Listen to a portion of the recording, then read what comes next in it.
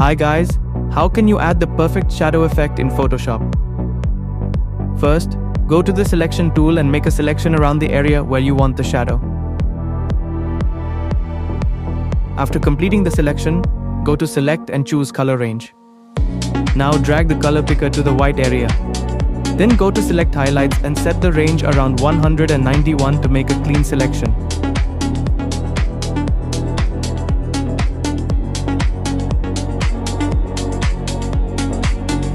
Next, go to layer and choose solid color, then select white color for it. After that, open blending options and set the blend mode to overlay. Press Ctrl+T and flip vertical. Then drag that shadow down to the ground.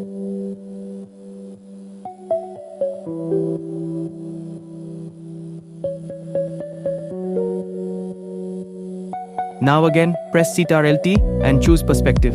Adjust it properly to match the light direction.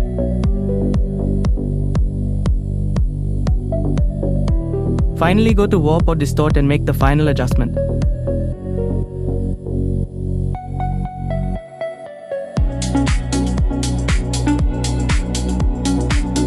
And that's it, your window sunlight shadow effect is ready.